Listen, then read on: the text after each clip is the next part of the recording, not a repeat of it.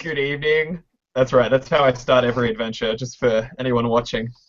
Um, What all up, right, interwebs? all right. I guess the best thing to do would just be jump right in. Sure. Um, do we want to recap what you guys got up to last time? All From right. So I think we started on Cloud. We started in Cloud City, didn't we? Or... Yeah, you did. Yeah, Yeah. yeah. Up All and right. up. Cool. So we picked up after showing someone around our really shitty ship that I actually think is great. We took the and kid. getting it deep cleaned. Yeah, like we kidnapped a Rhodian for no good reason, and somebody made fun of me on the ship, so I spaced him because I needed to pick me up. Bear, And bear in mind that is completely in keeping with a Hutt character. I feel. Yeah. yeah. It was merciful. You could have eaten him. So Yeah, that's right. The slow digestive process is nothing. yeah, just shooting him out the airlock. I mean, that was a mercy. Efficiency. Yeah. That's that Yeah. well-known efficiency. No, that's it. And Then we were. Yeah, go ahead. Go. No, go. I've been talking. No, I was thinking like, what else happened? We got attacked in a bar, and Yeah. we were hired to take on a boy, Twi'lek boy, and we were en route to his homeworld, and that's when you got annoyed by the Rhodian, and we ejected him from the airlock because we were bored after 5 days of space travel. He was a strain on your resources. That's like how you'll justify it, right? Like eventually. He was insulting your internet gambling persona, if I remember. It was a utility thing. I could keep him in the cupboard and then like interrogate him, or I could space him now and be happy for another half hour. Yeah. So. Exactly. It was an easy moral decision for you. Oh yes. Oh yes. I'm a very moral character. Nobody else argued with you. Even the boy was okay with it. Bit Larun, right? That was his name? I actually took some notes last time. Yeah. Bonus points to you. Yeah. So the boy in question that the party's been hired to look after, is Bit Larun. He's a young Twi'lek, and he seems to be pretty good with computers, at least well enough to beat Dranlo in gambling online. Although that's apparently not a high bar. But to introduce our two characters, we have Dranlo, who is a Hutt performer, and he is really just renowned for being universally slimy in both moral and physical sense. And then we have Cass Corona, who is our Nautolan, just general. I feel like the Han Solo of the Nautolan world. It's great. Thoroughly enjoying it. With a fascination for green Twi'lek girls, but only green Twi'lek girls. It's so long as it's the same skin color. Apparently, that's that's a political correct joke in there somewhere. It's just his preference, man. He's let's not go generous down that road. The greens and the pinks and the blues. He hands them out to everyone else. Just he took the green for himself. Yeah, that's it. Personal preference. All right, we'll move that aside. And then we did actually land on the Twi'lek homeworld in the middle of a giant inferno heat storm. And we were stopped at a gate, and there was a lot of frantic scrambling around to either open the gate or try to turn the ship around inside this little box. And I think I smashed it off a couple walls. Yeah, you banged it up a little bit. Like that would be a problem if it wasn't just a general shit heap of a vehicle anyway. But so I told Stephen that while we were it's my ship you're talking about. Our ship. I'm paying for it. Yeah, sure. So you're telling yourself that. Yeah. I feel like it's only like like an our ship when you're actually there. Like every other time, it's his ship. Yeah. Who slimes all over it? That's right. Yeah. It was slimed again like one day after it was taken. We had a scene where he was like literally licking the walls to re-slime them as soon as we left orbit.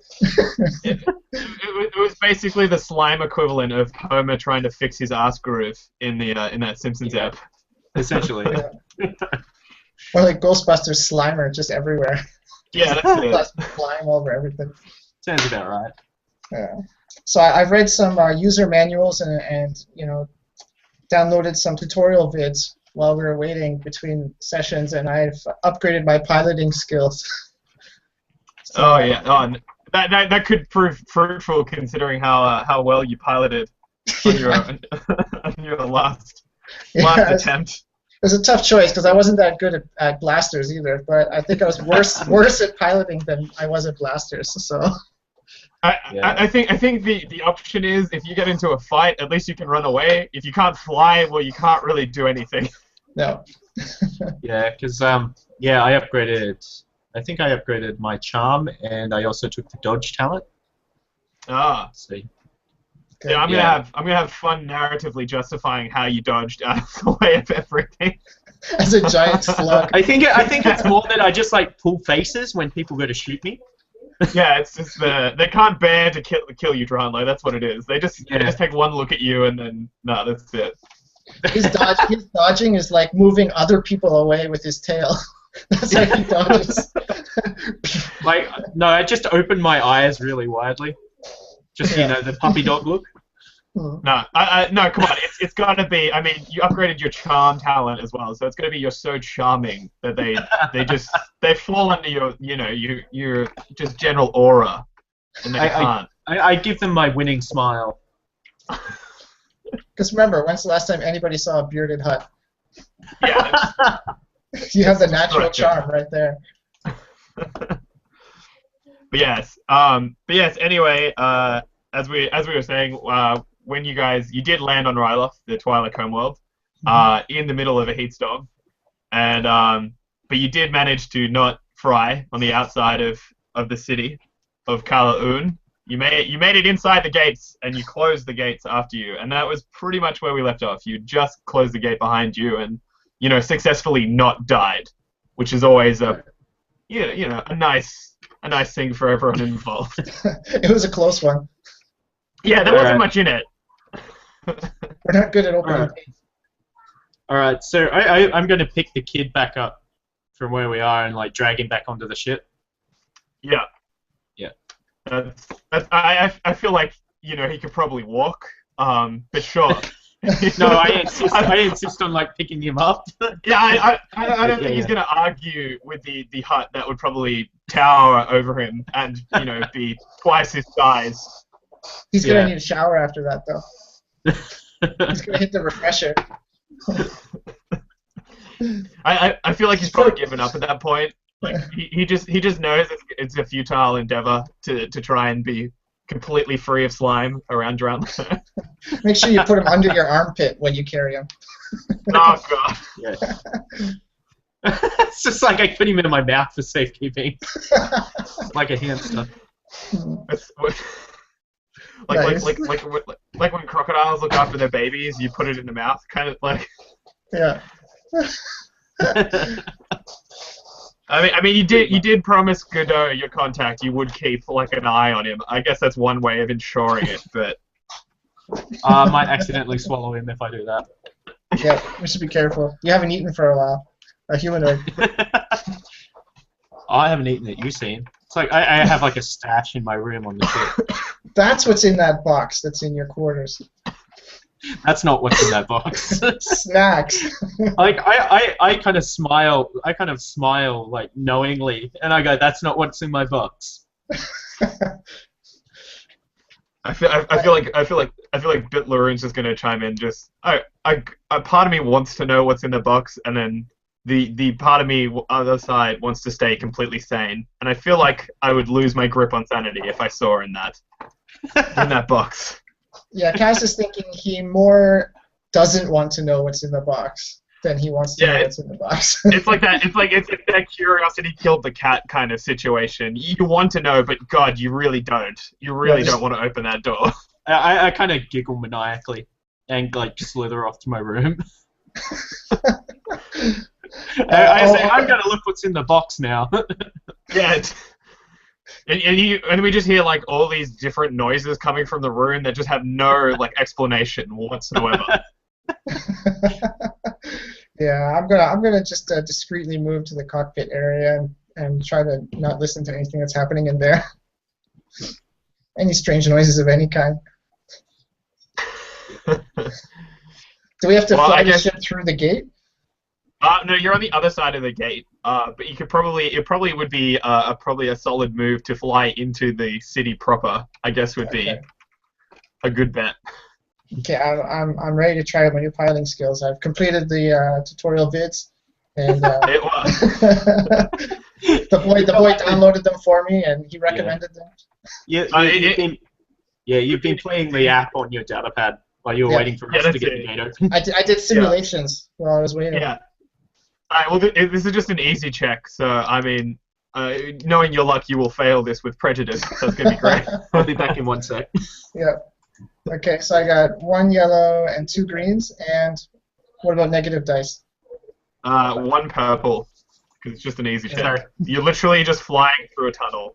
Okay. It really shouldn't be hard. That's if you whiff this rock. Yeah, like famous last words, right? Ah, you're fine. You're fine. There we go. No problem. I feel like you really kind of at first you're a little bit ginger after your whole you know hitting up the walls kind of thing, but no, you hit that groove fine, and then you fly into the city proper like really stylishly, like you do the thing where you come in really fast and then just pull up. Yeah, I'm really good at going straight. Yeah, I'm pretty confident going straight. No one can fly like just dead on straight as well as you. Like they always like wiggle a little bit, but you got that straight. I can do like slow arcs too, but you know, I'm a little nervous about landing. Any sorts of actual maneuvering though is like it's terrifying, right? Yeah, my hands are a little jittery right now. Well, presumably, Bit is in the cockpit with you. So as you kind of enter into, so it's kind of like a grand sort of cavern. It's quite substantial. It's basically the entire mountain which the city is contained in. It's a large hollowed out part. This is the base level. There's other levels, but this is like the biggest of them. And so, you know, presumably Bit would point you towards sort of the actual like starport sort of docks, the basic sort of just you can land your ship here kind of area. So this should be really interesting for Cass, who has just professed that he is not that great. I'm hoping it's a really large landing pad, like about 15 times the size of the ship. Yeah. I kind of go, oh great, we're in port, and I kind of like go through my wallet and realize I have no credits because Bit has been ripping me off online, and just kind of like gingerly put my wallet away. I'm like, well, let's complete this job. No, I feel like Bit has begun to feel sorry for like he ripped off this person so much that it's lost the allure. So he might have intentionally, not that you would know, but intentionally lost like 50 credits to you at some point. So you're not 100% broke. They're just underneath your pillow, in the corners. Yeah. Yeah. Like I haven't found them yet. You move some slime around, and then you'll find some lost credits, right? Like, oh no, because I completely slimed up those clothes and then just dumped them on my bed. Yeah, that's it. What I remember. Yeah. Next time you wear them, you'll find the credits in your pockets. Feel like a birthday present all over again. Yeah.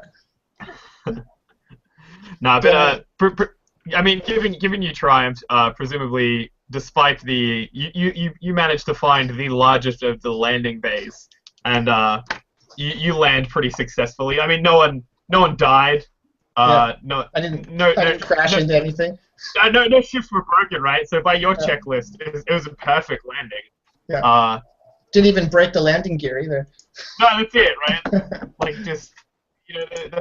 Those trading manuals are really paying off at this point. Yeah, I'm gonna thank Bit Larun for downloading those for me. Yeah. Give him a high five. Yeah, that's it. Like, you just props you out. Like, presumably the downloads were like the equivalents of like the learner manuals that you have now. I think it's pretty much like piloting for dummies. Yeah, that's it. So you find yourself in control of a starship. Tips for not dying and other actions. Congratulations. Congratulations on the purchase of your Old Republic era starfighter or something. YT 1300. But yeah, I mean, like, so as you land, presumably some sort of dock staff begin kind of like just general sort of servicing, just a sort of natural thing that happens when a ship enters. But you know, I mean, you guys are still on board your ship, so whatever you're doing is up to you at this point. Do we have the right docking papers or manifests or anything that we need to stop here? Yeah, you guys should be alright. I mean, no one's really going to question a Twi'lek on Ryloth. It's kind of the expected manifesto. So we're not here like in stealth mode.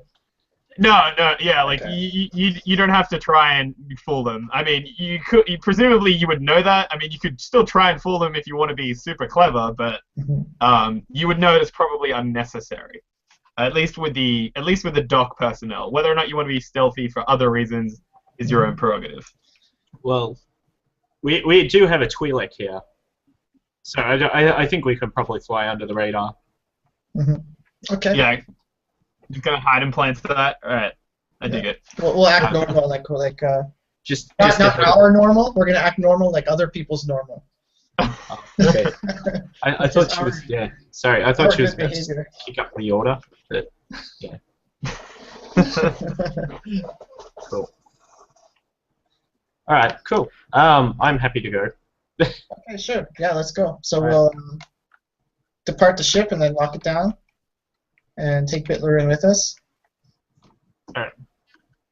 I kind of like, as I walk out, I kind of grab someone who's just, they don't even look like a dock worker. I kind of like grab him and throw 5 credits at him and go, keep it safe.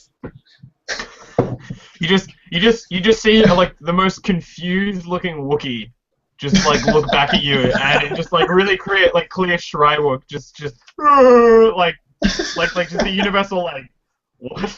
And he's scraping the slime off his fur. Yeah, oh. I just kind of clap him on the shoulder and I go, thank you, and walk away, like slither away. There's like fur stuck to your hand. You see him like looking at the fur and like kind of like trying to grab the credits and it's just not coming out kind of thing. And he's like doing the like trying to get it out. It's just not happening. Castaway would also like to look around and see if there's any cleaning crews, if we can get the ship cleaned again. He wants to take advantage of that every opportunity. So yeah, like where you guys are kind of landed. As I said, they're kind of like the basic. They're pretty basic compared to other starports. It's literally just glorified, marked out circles of varying sizes with sort of ground crew kind of like scattered around. So presumably you would be able to see someone that looks like the equivalent to the Ugnaught cleaning crew that you discovered on Cloud City, except they would largely be Twi'leks, unsurprisingly. So yeah, if you want to go up and just like just say, hey, our ship is really slimy.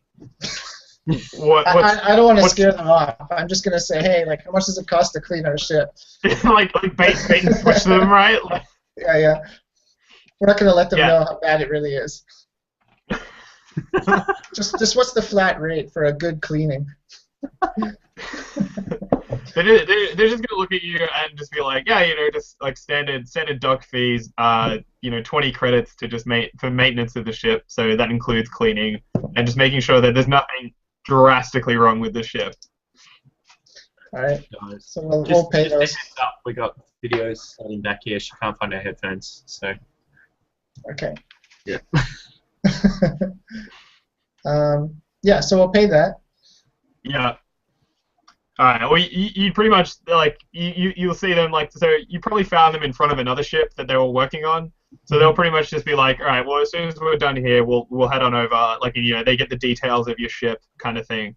So it should at least be clean for, like, a while, like, till the next time Dranlo is on board. Licking the walls again. Yeah, that's it, like... I say, well, I'm going to have to find another Rhodian. Because I spaced my last one. Maybe we can get a Twi'lek this time. Good idea. Particularly one of those greenskin ones. They'd look good flying out the airlock. Oh. You just see Bit Larun kind of just like glance up at you like, all right, that's fine. Like, no worries. Like, not one of my species or anything, you know. Hey, just we believe. I go. You'll learn the importance of this soon, boy. Just like smack him on the back. And his shirt sticks to your hand. I'm like, oh damn, Wookiee fur! It sticks to everything. I'm just like waving my hand while he's kind of blame the Wookiee. Just the damn Wookiees, right? Just such an unclean people. Yeah. I'm pretty sure we're going to be famous in the galaxy very soon. Yeah. Wait, well, I am a world famous. I am like a galaxy-wide famous comedian. I in reality, I've only done like 2 shows in tiny pubs, but I think I'm pretty great. Nice. Are you saying this aloud? Like as you guys are walking, are you just like, yeah, like I'm a world galaxy famous comedian. Yeah. I'm deliberately saying it loud enough for people around me to hear.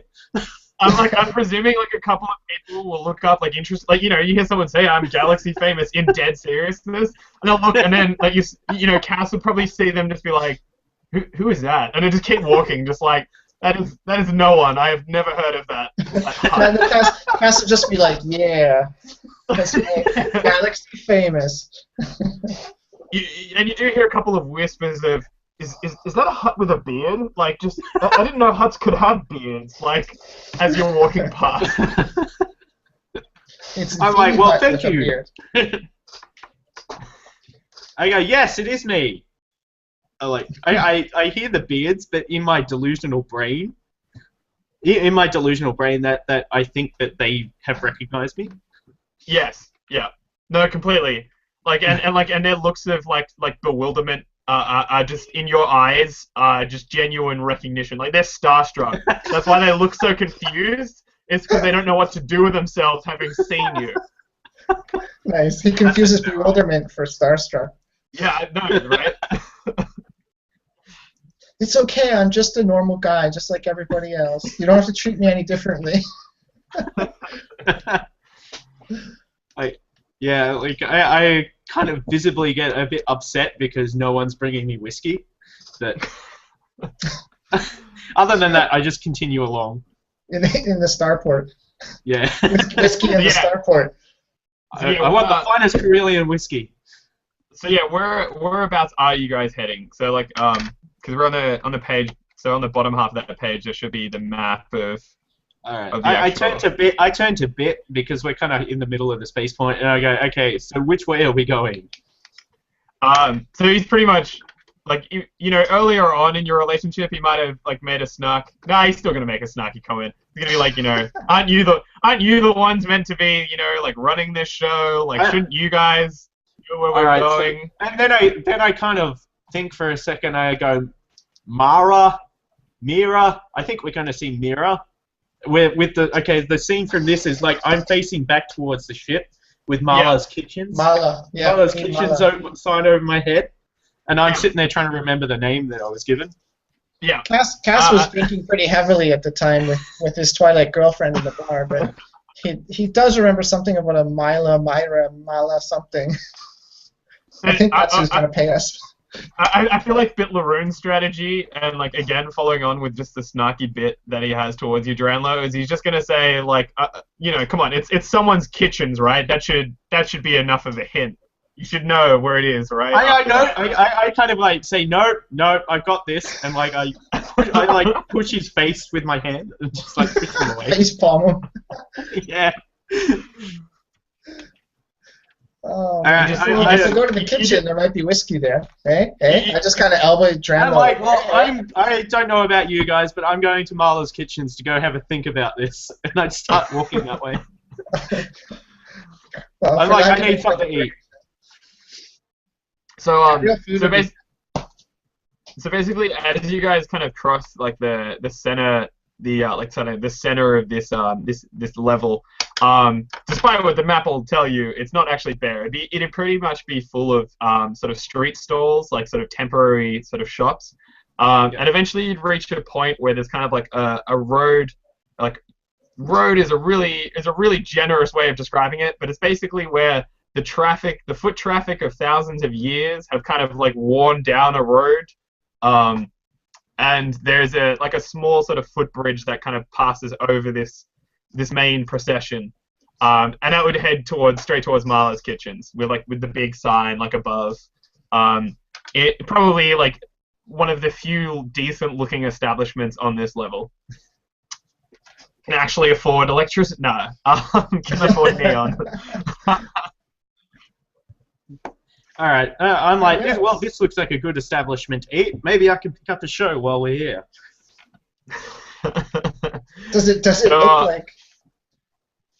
Like what kind of place does it look like? It's called the Kitchens, but is it like? So pretty much from the front, it's gonna look like it's kind of the frontage looks like the actual shop proper is kind of dug into the wall a bit. But you'd have all kind of like outdoor dining sort of areas. But it does look to be like a kitchen, but it also appears to be like lots of other things. Like as you kind of like head in further, aside from really nice smelling food, you also like can hear people like cursing and gambling, and there's parts where people are drinking. It's just kind of like a general sort of area where people congregate as a result of the good food. Nice, our kind of place then. Yeah, definitely. Gambling, booze, and food. I go, so how about them green Twi'leks? And like I point to a table of green Twi'leks sitting around. Oh, sweet. Cass's eyes just kind of light up. It's been a long flight through space, my friends. Can I get a perception check from Cass? Sure. 3 greens. So this is an easy check, but you're gonna have a setback because you have been in space for a while. It's been a long time since you've seen a Twi'lek, like a green Twi'lek. It's been like a whole week. Yeah. So, 3 greens, 1. Is that what you're thinking? Yeah. So it's 1 purple, 1 black. Okay. Let's see. So yeah, I mean initially you're just like you respond to Dranlo like and you're excited as you were, and then your perception was pretty good because it only took you a few seconds to realize that the entire table was green Twi'lek males. And I just wonder under my breath, you dick. Don't toy with a man's heart. I kind of go, oh, my mistake. Or was it? There is a limit to the green Twi'lek fascination. I will take blue and pink if they are female. Okay. I kind of look really dejected, and I'm like, well, I'm going to get some food. And I just kind of wander up to the counter again. I mean, we can sit with them if you want, man. Like, do they look dodgy at all? Or? Well, okay, so like, I mean, it's this table of green Twi'lek men, and they're kind of looking at you guys now because you kind of stopped and are clearly talking about them. That's not like us at all. Yeah, funny how that works. I want to say like sort of dodgy, but by like galactic standards, like where you are, not really. Like they're dodgy, like you guys are dodgy, kind of thing. Like no one. Yeah, no one out here is like completely like 100%, Johnny Two rightly. So yeah, they're a little dodgy. And in fact, they're playing dice. They're gambling on dice. And mistaking your attention for like an interest to join. One of them leans in and is just like, oh, like do you want to play? Like win some money, push your luck, kind of thing. Yeah, my friend Dranlo here, he loves to play. I He's kind of great look at at him. I go, I'm all over this.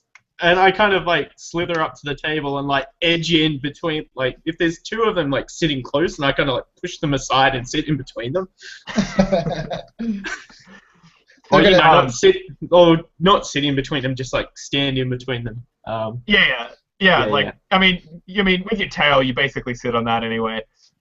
You see the two kind of like that you push between, just kind of like get the chair and just kind of like move a little bit. Kind of look at each other, look at you. But the guy that's asked you in, he looks to be like running the show a little bit. And he's happy to have another person playing. And he's like, "Have you ever played Hintaro before?" And kind of just he stares really creepily at you, like really expectantly. I am like, I have, and I'm completely lying. Like I have no idea what the hell he's talking about. And he's like, excellent. He's like, no, we don't need to explain anything. He's like, all right, we'll get right to it. He goes, I'll be the Hintaro, and then we'll get rolling some dice. We'll win some money. And he's like, like that really like excited, fast talking, like someone that will probably swindle you of some money, kind of thing. All right, not Dranlo. Come on. Can I do like a perception check or something to see if I notice this?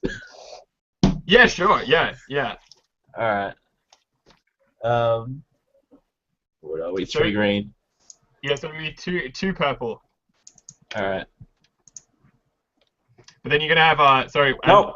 You've already rolled. That doesn't matter. So I think I'm in for a good time here. No. Your advantage is like you actually like, despite completely lying, you feel like you actually do kind of like maybe you have played this game before, like once or twice, like around. So you feel like you got a pretty good grasp of this. You'll do all right. I mean, dice, right? I'm 300. Maybe I played it when I was 20 or something. Yeah, that's it, right? Like there's a lot of games to gamble on. Who's to say you haven't played it before? A few credits here and there. So they're gonna, because you're a new player joining, so the main guy that's kind of the really excited is just gonna be like, all right, I mean, I know you said you've played it before, but we'll do a lower ante, I mean, it seems a bit wrong to have it as high as we had it. So he's just gonna be like, all right, like all we need is 10 credit buy-in for the for the first hit. All right, I like throw my 10 credits down really confidently. Alright, and you're pretty much just... Bess is going to get a drink because he knows this is going to go on for a while. So he's going to order a drink. You see kind of like an older serving person just kind of yell out like, "We'll be right with you, hun," kind of thing, and then you don't even have to go to the bar. It's like you're like, all right, I'm starting to see why people come to this place. Nice. But and then really promptly for only a couple of credits, someone will come up with a pretty good quality drink. So you're halfway there to a good time. Cool. I'm having a great time. I'm losing all my money. I'm still looking around the room though for actual female green Twi'lek while he's playing the game. Sorry, I'm looking for. While we'll get you to roll to see if you actually notice anyone in particular. I will say that you do kind of see Bit Larun looking at the older Twi'lek person that came and served you, and he just kind of leans in. He's like, I think that might be Marla, and he's like, just kind of tipping you off a little bit that it's been a while since he's seen her himself, but he thinks that older woman is the one that he has to that's part of his family. But he doesn't seem to be in any rush. Like this is a really the food's being served. It's a really comfortable place, so it looks like it's pretty safe for now. And he's getting ready for the entertainment of seeing Dranlo in action again. No, exactly. At the gambling table. No, exactly. Like, it might be oddly familiar, and he just doesn't know it yet. He's getting ready to broadcast it up to the holovids on his channel. He loses all his money at the Hintaro table. Yeah. Bearded Hutt loses again. All right. So there's four players in, not including you, Dranlo. But that includes the main guy. And so it appears he's kind of adopted he must be like a dealer sort of thing. Not in the drug sense, but in the gambling sense. Like he's running the show. So he rolls first. And you see him roll these sort of just two descript cubes, which I am going to roll now. So he just rolls. So that's what he's rolled. And then progressively, like you being the last in the circle, the other three players are going to pick up and roll these dice as well, kind of taking note of what they roll.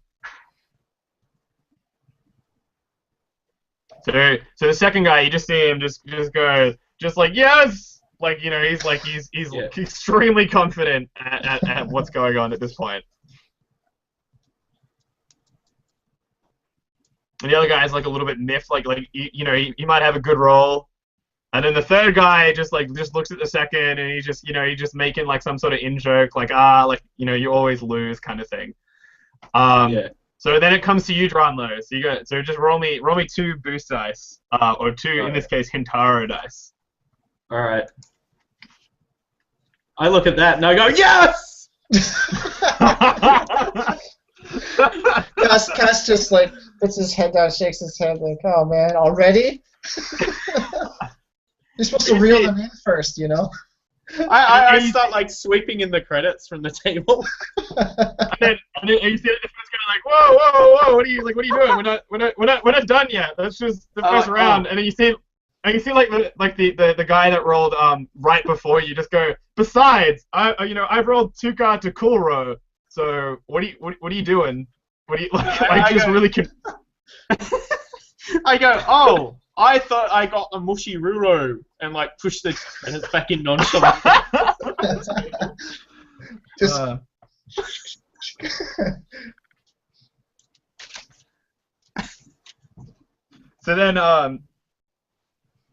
So you see the main guy, the dealer, just pick up a special looking dice and it's kind of singularly rolls it. Yeah. And so then you see the first, you see pretty much everyone just look around and just be like, like crap. But in this instance, the person that rolled just before you had the goods, and you see him sweeping the credits, and presumably you're a little bit confused about this because you still feel like you're on the money. he just rolled 1 die and all of a sudden he's taking all the money. Yeah, you're just like, what? Okay, I let this happen because I'm still not entirely sure what's going on. Cass lets it happen because he's used to Dranlo losing money, so he doesn't think anything's unusual at this point. Alright, I just kind of like, there's a Twi'lek server walking past, I like grab her and I go, Corellian whiskey! And then like let her go. And you see her just like kind of rush away and then kind of stop halfway and just kind of go like really just like slowly and just oh god. She takes a bar towel and just like and then throws it in the trash. She doesn't like throw it in the laundry; it just goes directly in the trash. You see her just kind of look up and then like grab one of her leku and just be like, oh no, oh come on, and just start like cleaning it out. It's ruined. But yeah, I mean, Corellian whiskey will be right in the way. But do you want to roll like a knowledge underworld check to see if you actually do recall this game from your youth, and perhaps might garner a better understanding of what's unfolding? What difficulty? So this will be a two purple difficulty. But I will give you an advantage for. I feel like it's one of those situations where you're pretty sure you know it, kind of thing, even if you. So, yeah, cool. So 1 boost. Yeah, so 1 boost. Cool. Sorry, is what I meant to say.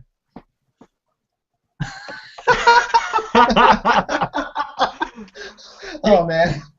You're really sure that you did play it, and you can't quite recall the exact rules, but you're like, I can wing this. This will be.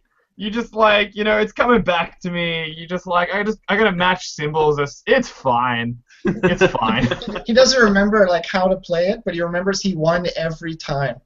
Yeah, like That's yeah, what he eventually. knows. He's never lost ever at this game, but he doesn't remember how to play it. And when in reality it was me just doing what I did the first time, I'd always just sweep in the credits, and I was bigger than everyone else at the table, so they didn't fight me for it. And they're slimy credits, so they're not in any hurry to grab them either. No, exactly, right? Yeah. But yeah, so the dealer looks at you and he's just like, oh, you know, tough break. He's like, you know, like go again, like, you know, like another round. All right, I go okay, and I drop another 10 credits on the table. And he's like, oh, all right. He's like, you know, you can be the Hintaran this time. So basically you're the dealer. So you want to roll two boost dice first. All right.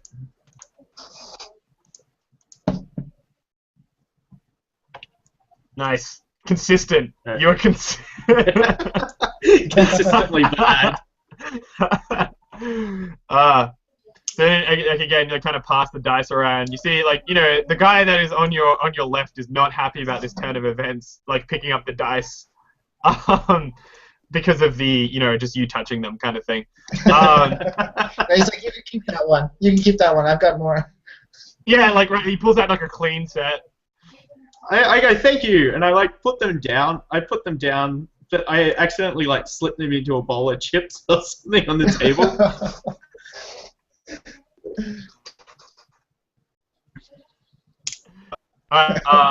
Just a singular setback dice. All right.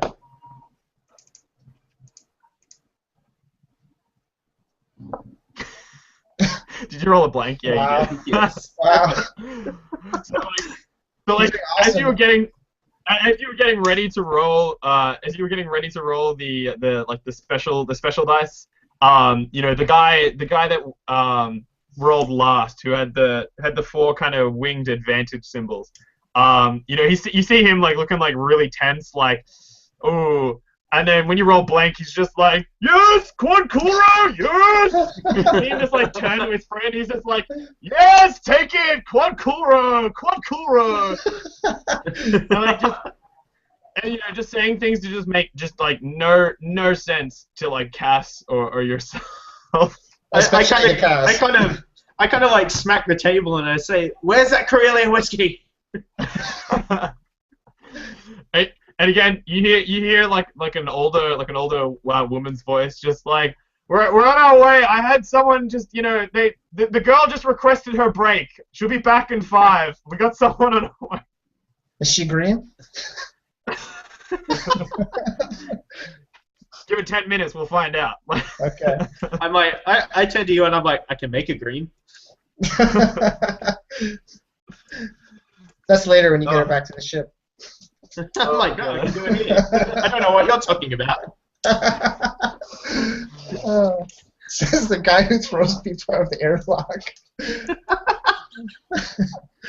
But yeah, but actually, you know, considering that you didn't ruin it for him, the guy that won the pot is gonna return your ante as a kind of like thank you for not screwing me over kind of thing. All right. I mean, think at this point, I think I'm done with this game. Anyway. So I'll tell Dranlo, like, how about we go talk to Mala? I go, yes, and I thank them all for the game. That you know that thing in movies. Okay. No, there's probably not a tablecloth on the thing. But you know, I was going to say, you know that thing in movies where they like do their fly up onto the table and like walk away and take the tablecloth with them. Nice. You could accidentally knock the table over with your tail when you turn around. Yeah. All right, that works. That works. Yeah, like accidentally, right? Yeah, like so I turn around and I kind of lose track of where my tail is and like knock off the 2 people that I pushed aside the table. Just coincidentally, the 2 people that took your money. They're the 2 that you knocked off by accident. Yeah, exactly. Oh, sorry about that. I say, I sincerely apologize and kind of shuffle off.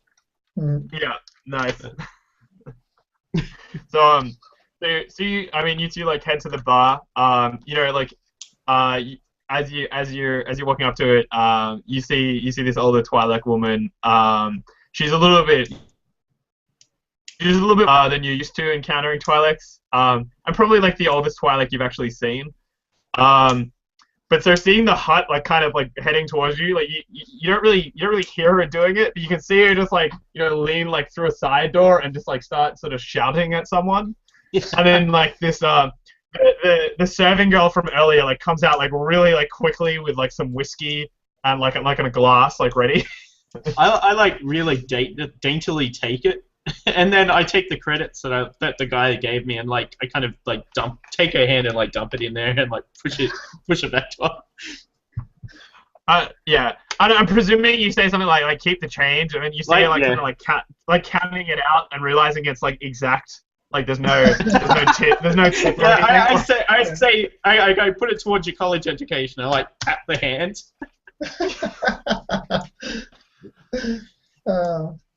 Cass is gonna have a whiskey too. Yeah, all right. So this will set you both back 15 credits. All right. Holy crap, man! This expensive drinks. Our ship cleaning was only 20 credits. Yeah, well, it's Carillion whiskey. All right. But I'm not gonna drink it all right away. I'm just gonna kind of order it and have it in front of me for appearances. Because last time I got drunk in a bar, people started shooting blasters at me, so I'm gonna go a little slower this time. So as you kind of saddle up to the bar, you actually you notice that to your left at the bar is the Wookiee from earlier that you paid to guard the ship kind of thing. Like, and he's like sitting there just kind of drinking, like doing his thing. But you distinctly it's pretty hard to miss. He's a big dude kind of thing. So you kind of notice as you sidle up. All right. I kind of like look at him for a little bit. And I'm like really trying to stare him down as he kind of like looks at me, and I kind of go, "So you're a Wookiee, huh?" It's like everyone around me thinks I'm trying to pick a fight. Because everybody wants to pick a fight with a Wookiee. That's a great idea. Like, at this point, I've completely forgotten I paid him to keep the ship company, and so I say, I can say, can you settle a bet for me? And I go, do Wookiees have nipples? And you said I was inappropriate. Oh, things get a little bit blue after 10. Yeah. So, do you wanna roll like a charm check to see how you go about this, like whether or not it comes across as like weird sort of Hutt humor, or whether you just really just creeped out the wrong Wookiee? And at this point, Cass is gonna, if the Wookiee's on the other side and he's between them, Cass is gonna move and get a little bit of space between Dranlo and the Wookiee, and he's gonna move the boy with him too.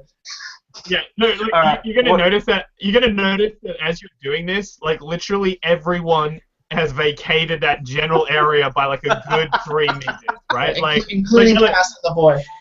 Yeah, like exactly. All right. What are my bad guys? So you have 2 purple and a black. And a black. All right. And a black. Well, actually, I mean, you did slime him like. I think my talent. I think I've got one of my talents lets me take away the black. Oh no! Yes, you should, because you're a performer. Yeah. So finally, good for something. Yay! I think your dodge is going to come in handy soon too. Actually, I don't. I don't think I took that talent. No, I didn't take that talent. Wait, I bet you're regretting that now. Okay. No, I've still got the black. All right. Oh! I found the check. Wow. All right. Nice. So, okay, let's say this Wookiee is growling really, really badly at me, but can the triumph be that Bit Larun has gone and talked to Marla in our absence, and she comes in and breaks it up before anything bad happens? Yeah. That's a good call. Yeah. No, that's fine. Like like as it turns out, he's basically the Wookiee's basically there as kind of the general security of Marla's kitchens, which is why everyone vacated the vicinity, because they're like, oh, look at this Hutt. This Hutt's gonna get absolutely squished. So you were in luck that that Bit, talked to Marla, and Marla's just like, oh, okay, this one doesn't have to die. Okay, all right, fine, all right. Okay. And yeah, and you hear her speaking to the Wookiee in Basic, and you see him kind of look at you, look back at Marla, look at you, and just kind of just walk away. Just he has to leave. Kaz visibly relaxes, and his hand moves away from his blaster. Nice. Takes another sip of his whiskey. All right. I can get drinking now that there's going to be no gunfighting. Well, he can have one sip. I mean, we avoided one fight so far. He'll wait. He'll space it out. 15-minute intervals. Someone's gonna fight us. Nice. I say, oh, you're the proprietor. Any chance of me doing a show here? Like after she's talked the Wookiee down. He gets along famously with people. You do actually get a chuckle from her, but it's just kind of like, this is so ridiculous, kind of not like a I'm taking you seriously kind of chuckle. Yeah. No. And then no actual verbal response, right? Like nothing like yeah, sure, no, you can't. Just laughter and then just staring at you. I'll add in that he's a comedian, right? He's not gonna sing or anything. I just want to make that clear so there's no misunderstanding. I'm like, are you saying I can't sing? I turn to you and say that. I don't think I've ever heard you sing. I'm like, oh, I have a voice that is celebrated all across Nelhada. Okay, how about now? I am lying out my ass here. Nobody has ever seen me sing. All right, I'm gonna have you roll I'm gonna say it's a charm check because I want to see if that you actually can convince Marla that you can sing. All right. What's the bad dice? So again, just 2 purple on this one. This is not your life or death difficulty. Oh my god! Wow. That's why you're the face of the operation, man. Okay, so while I turned to Cass, I kind of say I said it in a really melodic tone. Yeah. And so it sounded like I was actually trying to sing what I was saying to him. Like you said, very like Italian opera style. Yeah. I'm just imagining that that there is actually a couple of famous singers from Nelhada, and that asking you for one of the actually talented people, and it's just completely in belief that you can sing till you disprove such a notion. You might get scouted here, man. Yeah. I go, well, it's not my primary talent. I am in fact a comedian. And I kind of go, ta-da! And then you just see her kind of just emphatically like again, she thinks you're someone else, so she's just like, oh, I heard you were trying other things. Really, I mean, you should just stick with music. Like music is where your talent has always laid. Just it's nice. It's nice to have a little bit of class in this establishment for once. Completely ignoring Bit Larun, right? Like her family, just including him in that gesture, kind of thing. All right, I pull some gloves out of my pocket and put them on, and I kind of smack. Then I smack just like a friendly tap on Cass with my hand, and then I take the gloves off and I say, "See, see, I can sing." All right, I stand corrected, boss. I'll never doubt your singing ability again. I look forward to your first performance in Mala's kitchen. Soon to be renamed Hell's Kitchen, right? Yeah. Excellent. No, go on. I was gonna say, does Bit Larun interject at all to talk to Mala, or they've already had their conversation completely? I'm presuming that like Cass, having known how full of crap Dranlo increasingly is, or constantly is. Yeah. it was one of those ones where it's like, and especially the fact that his family has bought into it, he's just like, you know what, this is too funny. I'm gonna let this play out because there is no way that this ends badly for me. Like. So seeing that, Cass and Bit Larun just like share a nod and a wink, like okay. Yeah. Like you guys start talking about dates for when he'll get the tour, going of him like singing, across the galaxy. We're gonna be his roadies. I might book Carson Opera Hall. Oh Lord. But I mean, presumably after this, heavily singing-based conversation, which I'm imagining the entire time you're trying to talk in a sing-song voice, like you're like, oh, what a pleasure to meet you, like you're doing. His Dranlo thing. Yeah. Mala's gonna just kind of just like actually look at Bit Larun and just be like, so why have you brought him here, kind of thing. Like he's been talking a little bit, but I mean I never really trusted the kid. It's been a long time. Like we were told, we were given a contract to escort him here. Apparently he's in a bit of danger. We weren't told what, but we did have Black Sun try and contact us to hand them over to him. We thought he's probably safer with you guys. So you see, like when you mention like just the general danger, just kind of like gets like the grandmother like, oh god, oh that's terrible, like really Bit, oh gee, like someone's out to get you, and then you mention Black Sun, and she just goes like ashes, like just completely just pallid, and just kind of just stops talking, and she's like, you need to leave, you need to take him somewhere else. I can't help you.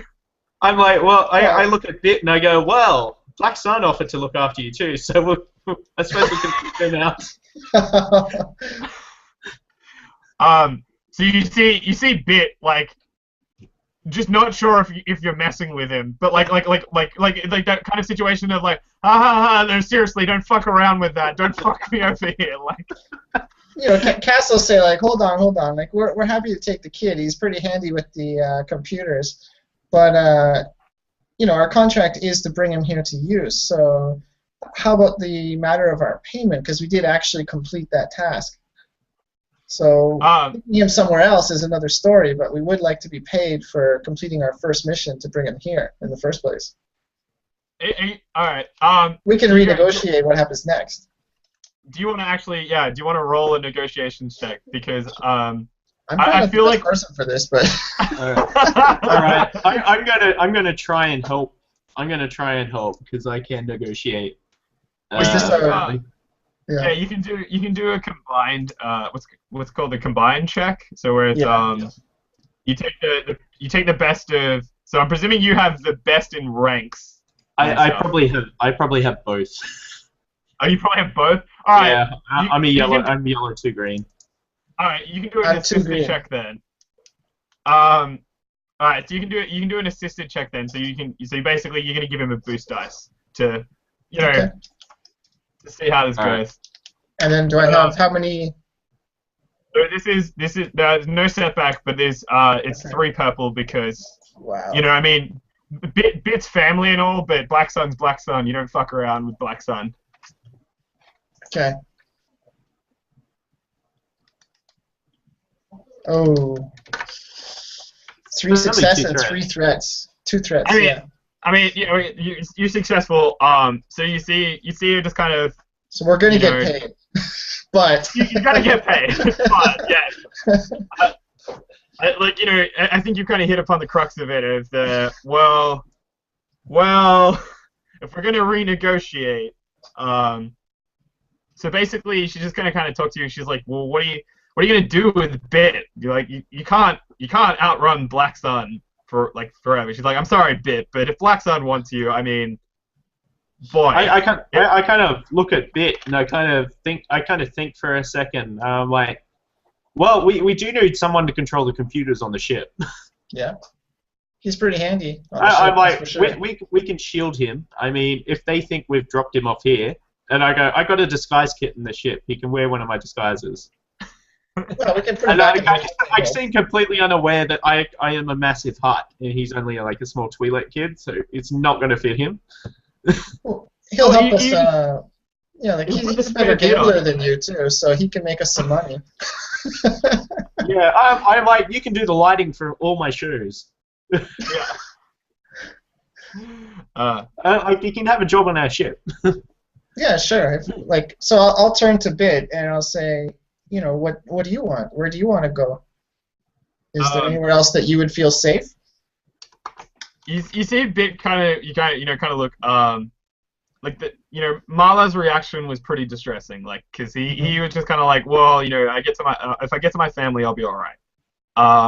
So Marla's reaction, while pragmatic, was pretty confronting, because to have your family just kind of be like, yeah, look, you're done. Your prob's you're done. Sucks to be you.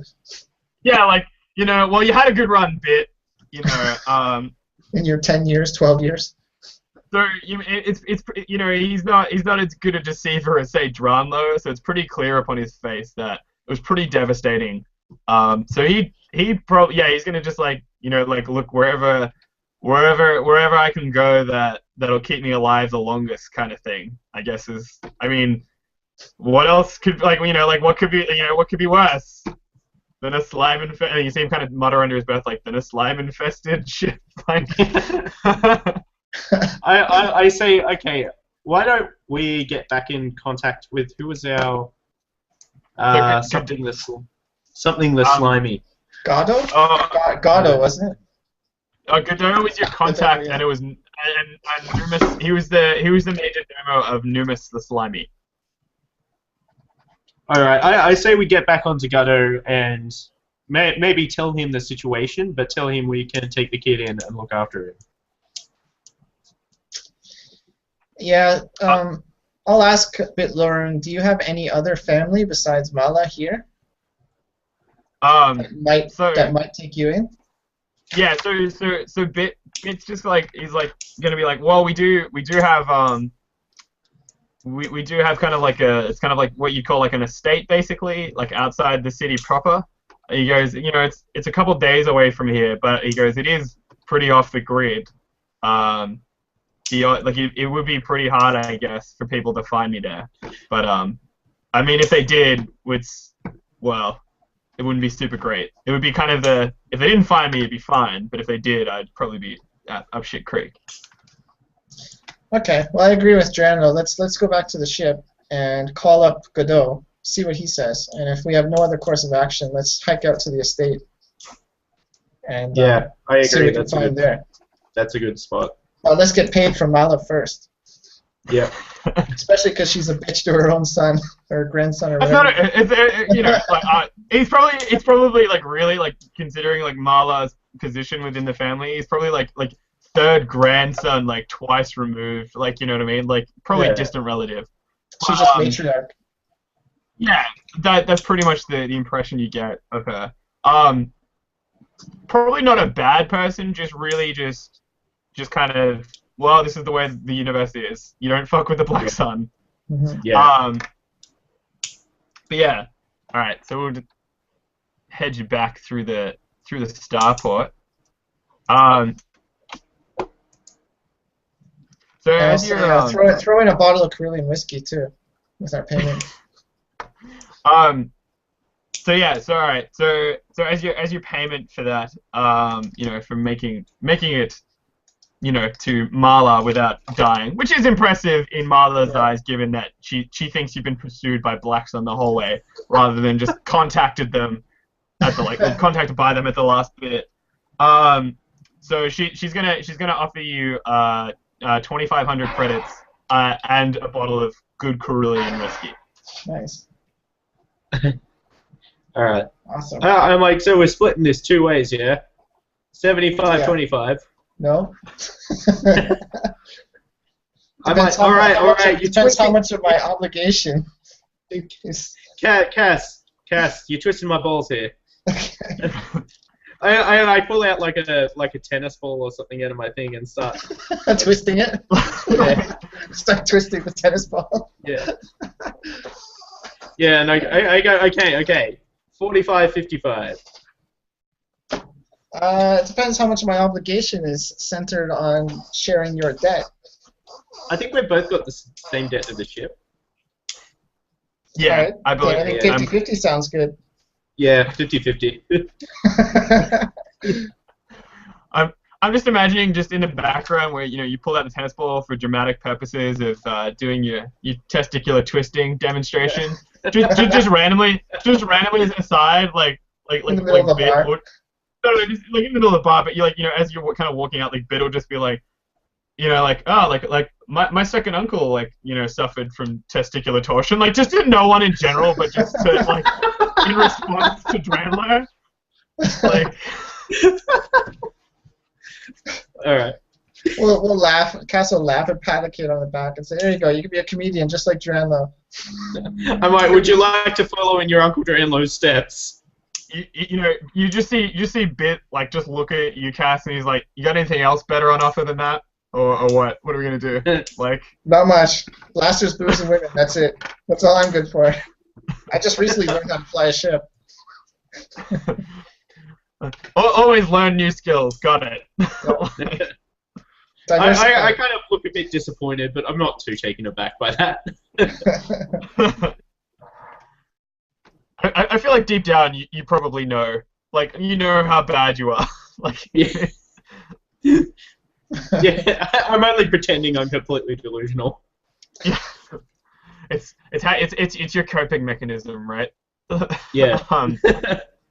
He's actually secretly a mastermind. Like, yeah. Deception and deflection. We just can't realize it. That's actually how I intend to stat this guy out. All right. So as you're kind of crossing back from Marla's kitchen, like over the procession, like through the sort of bazaar, you kind of come across basically what you would liken to the slum sort of area, I guess, of this bazaar. And so you can see there's a whole different people, but like as you're kind of walking up this main street, there appears to be sort of like two groups in pretty like heated conversation. Or when I say two groups, like a guy, a trainer Shan, and talking to a group of people. So one of them, Cass will immediately notice, like no perception check necessary.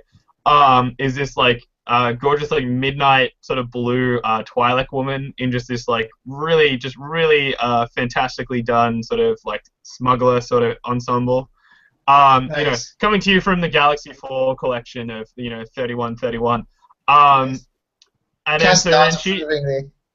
Yeah, but like you even see like Bit Larun like a little bit taken aback. But she's kind of like leading the conversation with this trainer Shan, and then behind her are these two portly older human men that are completely identical looking. Like not only they're wearing the same clothes, but like physically and in their face, they must be twins of some description because they look exactly the same. But yeah, so as you kind of come up, you kind of you catch snippets of the conversation, and it appears to be like that some sort of deal is being attempted to be negotiated, and it's not going really well. And so you kind of just hear the Twi'lek just say to the trainer Shan, like look, like we're doing you a favor. Either you take the product, or I'll turn you into a set of matching luggage. Your choice. Cass turns to Dranlo. This is my kind of woman. Okay. Just the blue part I'm not a big fan of. I say should we intervene? How about respect date? I'm gonna sit back and watch the situation. Yeah, I'm intrigued. Cass is intrigued. He wants to see, like, he likes strong women, and he wants to see what she's gonna do here. Well, so like as you kind of like deliberating upon like, oh, do we just like let this one by kind of thing? You see the trainer Shan just kind of like like look around and then sort of make a motion to sort of just the general crowd, because again this whole area is pretty packed out. Like this is part of, it might be a slum, but that's kind of why it's packed out. There's a lot of people living here, and working here, and he just kind of just says like kill them all, and so you see, like probably 5 humans just kind of appear from various points in the crowd armed, and they're all kind of kitted out very similarly. Like it looks like a security sort of force. And so blasters are being drawn and fired around you. Like, and you guys are kind of locationally wise, you're almost in the thick of it. Has the Trandoshan attacked anybody himself, or just ordered his henchmen? No, he's just ordered his henchmen at this point. I'll shoot the Trandoshan. All right. All right. I like it. That's a really that's very Cass. That's what Cass would do. Yeah, Cass wouldn't stand for that shit. I feel you're correct. And he's always ahead of the snake kind of guy. Yeah, no, that's it. So how far? Like, I mean, presumably, you were just like, oh, let's like watch this unfold, kind of thing. Well, we were generally close to them. I'm not sure, like in terms of feet or whatever, how close we were. Close enough to hear them. Close enough to hear them. I think we were out of the way. Watch.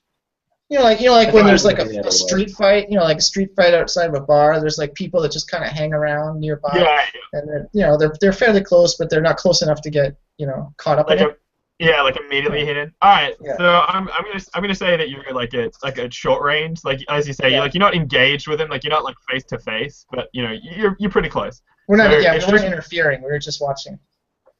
Yeah. So it's just one purple. But I'm gonna as soon as the blasters have been drawn, a lot of people have been have immediately started running and just kind of vacating the scene. So I'm gonna throw in 2 setback just to try and reflect the the chaos and like the speed of your decision. Yeah. But you can have a boost as well for considering that you're like behind him and he just has no idea that you've decided to pull a gun and just I gave him no indication. There was no change in my facial expression or my body language. Exactly. Like you were just some complete random to him. So I just pull out my blaster and shoot at him. All right. Okay, let's see.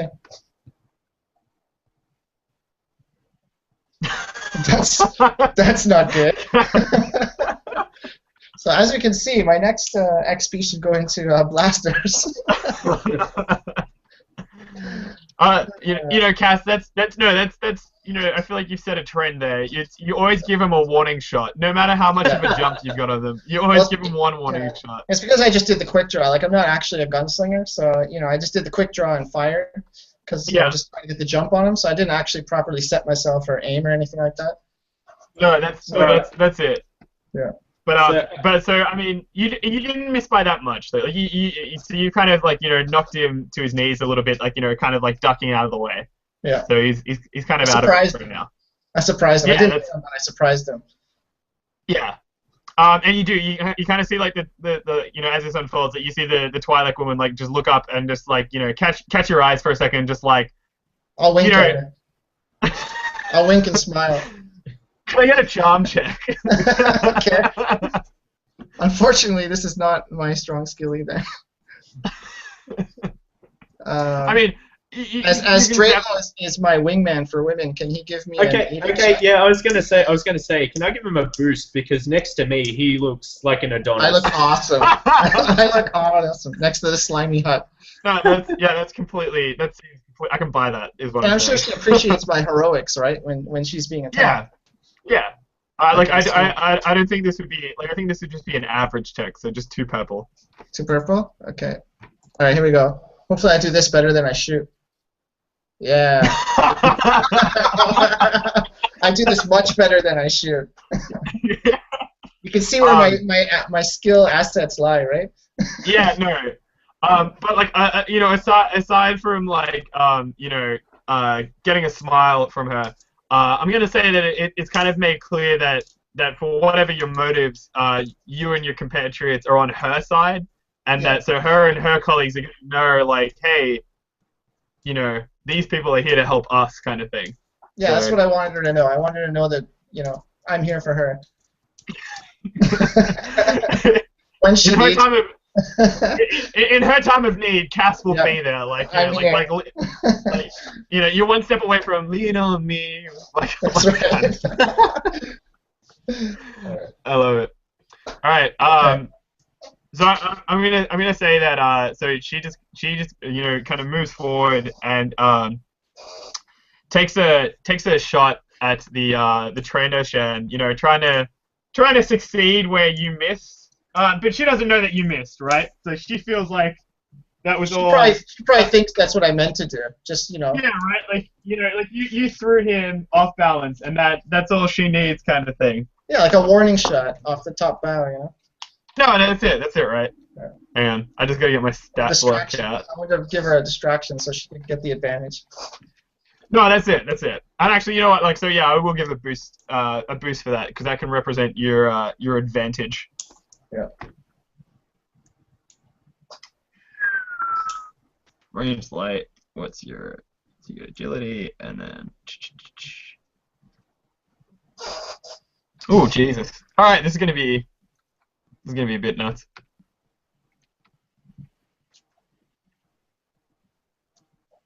So she does. So, I mean, Cass, you were just the orchestrator of this whole, like, you know, this whole series of event. And so, you know, she pulls out like a really like a heavy blaster pistol, like a serious piece of, you know, weaponry. Yeah.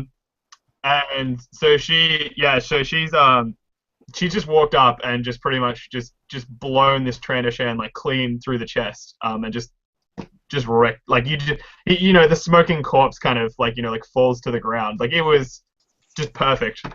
Cass has a bit more respect in his eyes now and gives her another nod.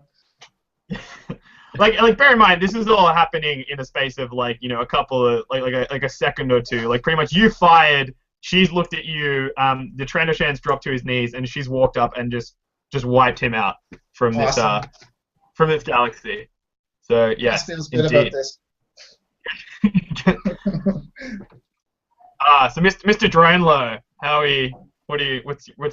what's your plan of attack? Because you would, you know, seeing your friend jump in, you probably have the jump as well. Yeah, I've seen all this happen, and I go, I'm gonna be a social character. I'm going to yell 250 credits to whoever crash tackles the Trandoshan.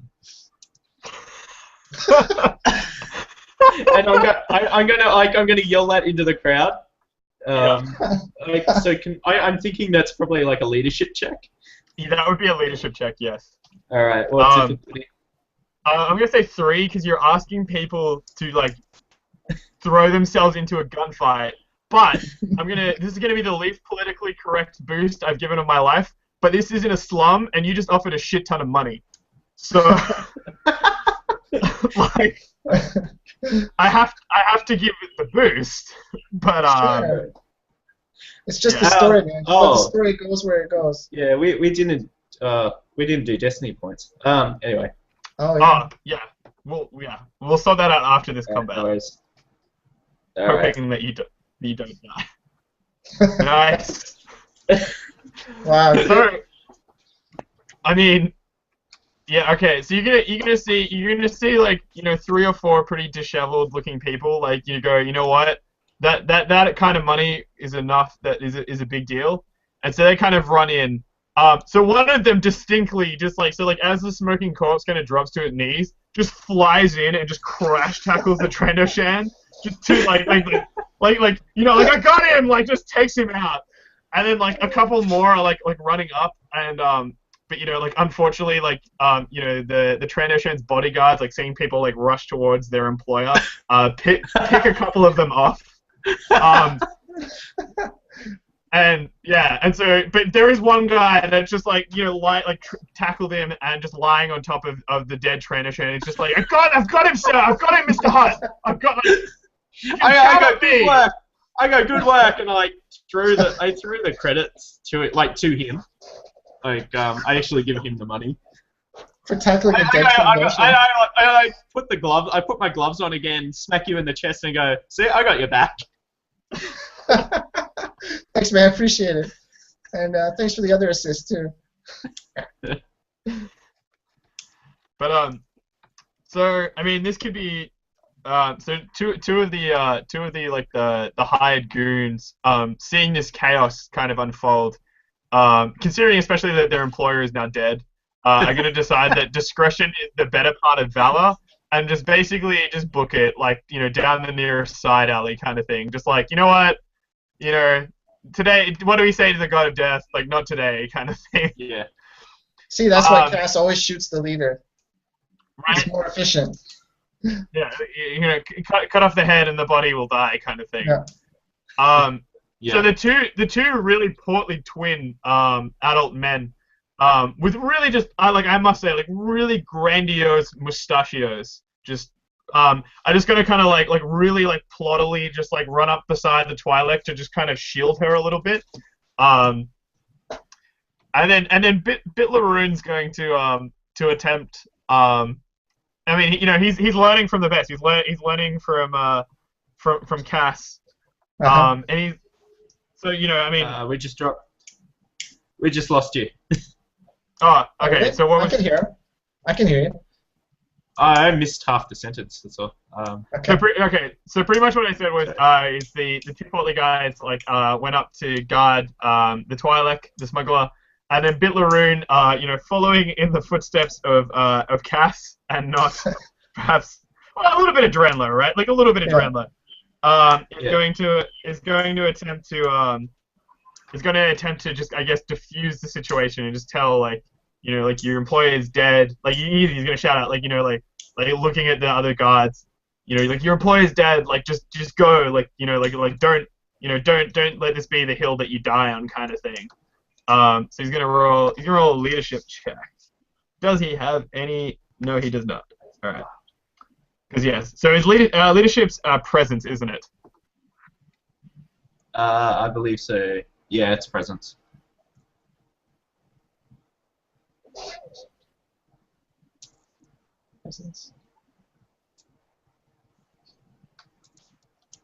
There's. I'm gonna roll it.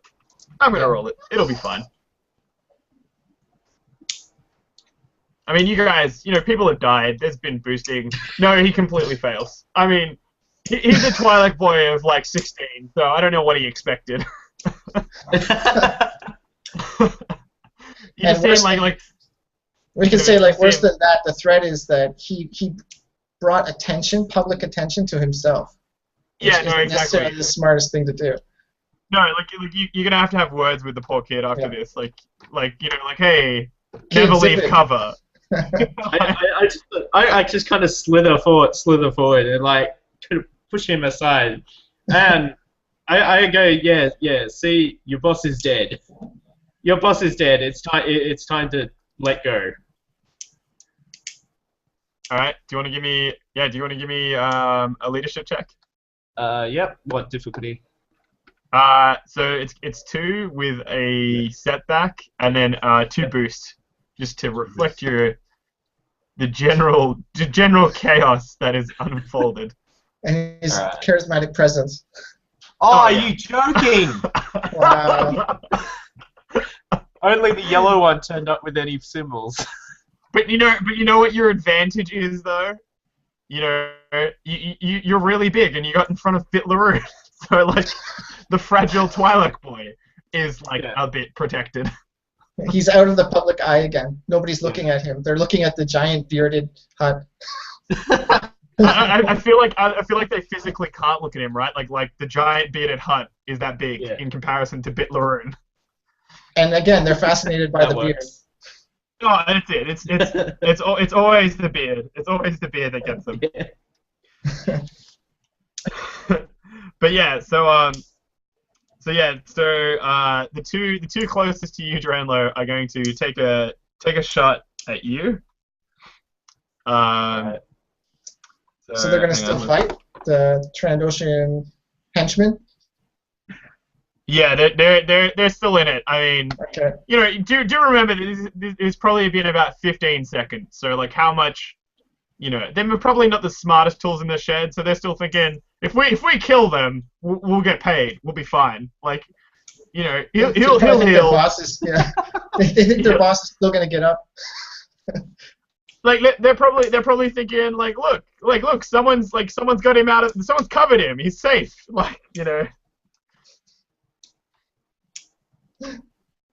And and so they are successful. So you're gonna take 6 damage.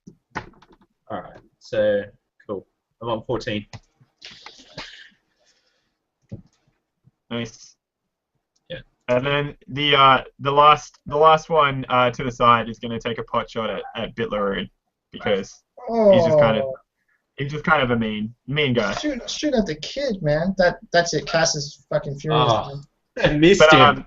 And he just he's lucky it didn't hit you, Dranlo, right? Bit Larun saw it coming and he's just dived behind you, kind of thing. Well, that's what we taught him to do. He learned that in the right? fight.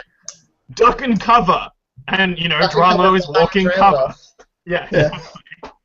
We taught him that in the bar fight. Excellent. Even Cass uses Dranlo as cover. But yeah, that's where he learned it. I don't know its cover. I think you're getting behind me because I'm the better fighter. Yeah. Because your axes and your dodge skills. Yeah. That's what we're gonna say. He's inspiring leadership, right? Yeah. Yeah. But so yeah, Cass, it is your turn once more. All right.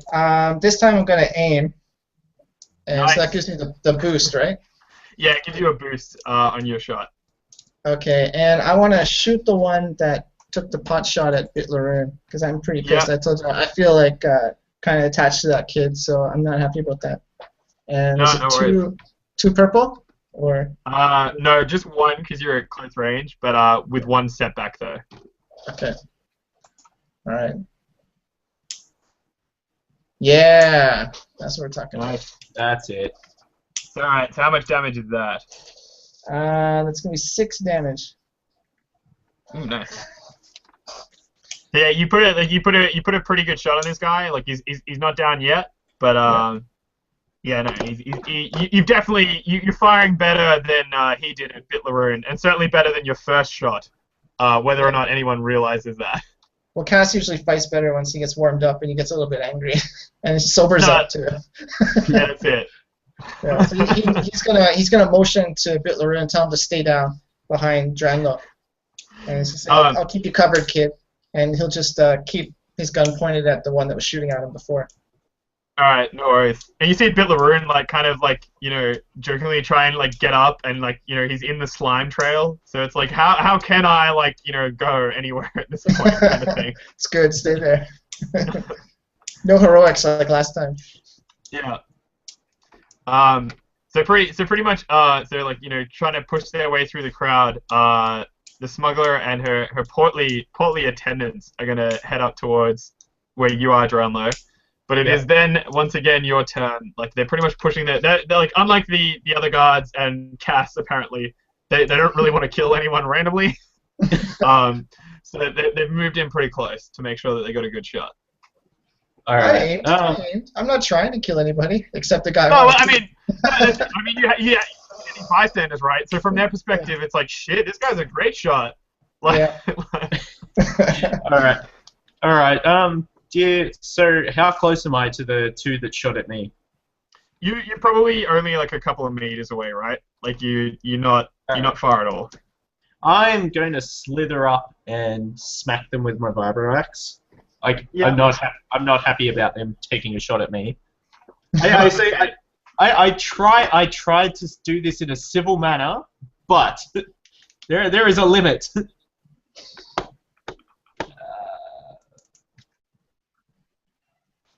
There is a limit to my good humor, sir. You have now reached it. You have found said limit. That. Nice. So pretty much. So you just how do you want to play this? I mean, it's your triumph. So you tell me how it happens. Nice. All right. So I do 8 damage, pierce 2. So that's probably enough to get rid of at least one of them. Well, the triumph. How about? Yeah, go for it. How about my triumph is I do it in a non-bloody way. Like, I do it in an almost tasteful way, such that it doesn't disturb all the people in the slum. Right. So you pretty much just come up and you pull out the vibro axe and they're backed away and you just pretty much hit them with like the butt end, like really just incredibly hard. Yeah. You gave him brain damage, terminal brain damage. Just a quivering mess on the hand. See, if you look at the effects icon, he's a snail because now he's slow. Oh man, this is I forget that we're on recording. That is definitely the one for the highlight reel. Yeah, so you send him flying basically, and he's out of the fight. Alright, cool. So Bit Larun, taking your advice, stays down. Scrambles into some cover, and yeah, just pretty much just follows what you've said at this point, Cass. It's just like, yep. The guy that was just behind his friend who just got knocked flying, is gonna try and take a hurried panic shot at our good friend Dranlo. But I'm actually gonna spend a strain to use my dodge talent, which upgrades his check. It's all right anyway. I mean, you can suffer that strain, but he missed anyway, so it's fine. Damn. Don't panic, Cass. Don't panic. But I will say, like, you have the strain, but I'm imagining like he fired wide, but everyone saw your clear, like, really good reflexes, right? Like, you were just like, whoa, like for a giant worm, he moves really fast. Yeah. And then, so the person you shot at, Cass, is obviously going to attempt to return the favor to you. Yep. No problem. And again, misses, but he kind of puts some suppressive fire on you, so you're gonna have an extra setback on your next roll. Okay. He caused a few people to like scatter around me and get in the way. Yeah, no, that's it. Yeah. And then Cass, it is your turn once more. Okay, so one extra black die, and I'm gonna aim and fire at the same guy because I don't want to hit any bystanders. So I'm just gonna wait, and as soon as I see an opening between the people, I'm gonna fire. All right, excellent. Oh, it's okay. Oh wow. Okay. Oh my God. About that. So I hit him very well. Extremely well. But I might have also hit 3 other people too. No, like how much damage do you do? 6. The crit is 3 though. That doesn't count, right? No, because that's that's 3. That's advantage plus anyway. Success. Okay. Yeah. It's enough because he was already damaged. He was already Yeah. But yes. So I mean, you've kind of laid out a pretty good platform for what unfolds from that negativity. I'm gonna say that you kind of you fired a couple of shots, and someone just ran in front, and so they've kind of it's not lethal, but they've been clipped in the shoulder, and they kind of you see this this Twi'lek man, like older man, just like kind of just like fall to the ground, just like writhing in pain a little bit. And I want to add that when that happens, there's a higher increased level of panic now as the first bystander's been hit in the gunfight. So now it's total chaos, just people running and screaming everywhere. No, yeah, definitely. Like he might have been someone that was known within the slums, right? Like that's that's lucky. Alf. Like there ain't nothing bad that happens to him, but you prove to be the end of that luckiness. Yeah. Cass is just like, damn it. Yeah, I say, and then make it up to him later. If I can, when I have some movement next time, I'd like to move up to that guy and cover him. Check on him and cover him with my next turn. Definitely. And also, so I mean, I know you've thrown the money to him already, that that person that like took you up on your $250 credit, like crash tackle the Trandoshan. I'm presuming like this entire time has had him like pinned, like I still got him if you need anything else, like I still got him, like you let me know, man, like what, like he's got him in a rear naked choke, like he's not going anywhere, he's not going anywhere. Like his tongue is like lolled out to the side, and there's this like clear hole where you can see the person from behind, like their actual like their torso, because you can see clean through the Trandoshan. But he's just like, yeah, I got him. He's all yours. Like when you need him, like. Yeah. He's not gonna get away from me. Yeah. But sorry, the Twi'lek and her guards, considering that you're pretty much closer at this point, Dranlo, are just kind of gonna like, she's gonna call out to you like, do you got this one? And then just like not wait for an answer, like, all right, you got this one. Yeah. So, all right, Dranlo. All right, I say, do you want this one alive? You just kind of see like the Twi'lek like really like again like just a couple of seconds like you see the person you're talking about kind of look between you like gun drawn like getting ready to fire like oh hell no, and you see it just like nah, it's fine, it's all right. I apologize so much, and I just want to like smack him with the I want to smack him with the flat side of my vibro axe. Like, so not to kill him, just like knock him out.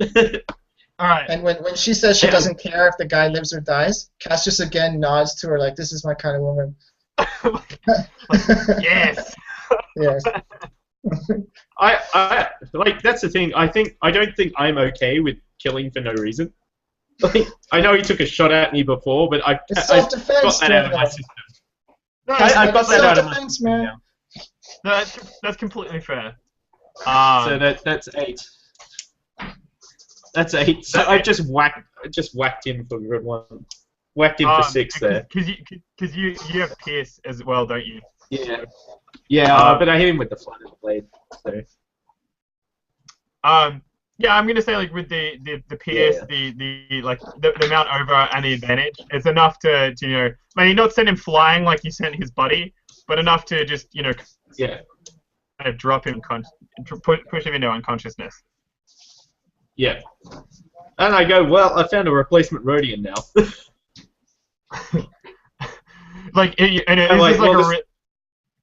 Just bear in mind that this is like a really thin, like balding human man, right? Like looks like nothing like the Rhodian as well.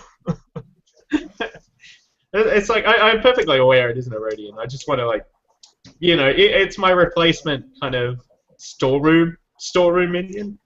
No, that's it. But like at this point, all your minions are just your minions are Rhodians, right? Like whether they like it or not. Yeah. So like I pick him up and put him on my shoulder. All right. So is Dev still with us, or?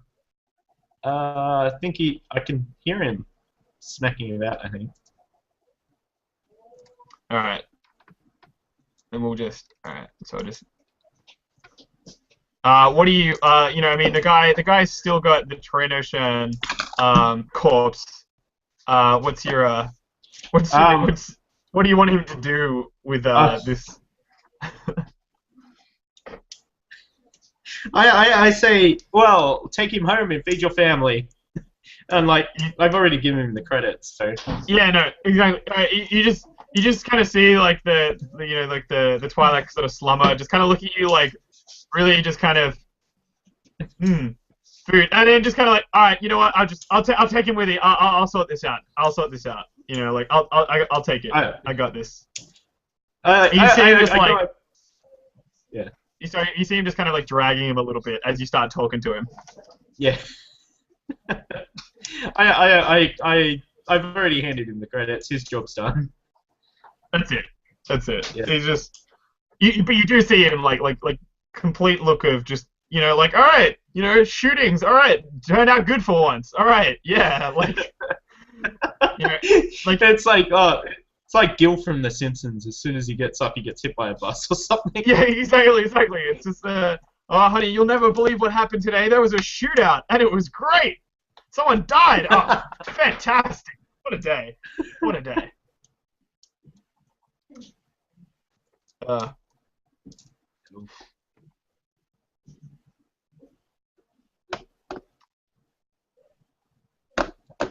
Cool. Should we wait for Dev or? Yeah, I guess we'll just wait at this point just for Dev.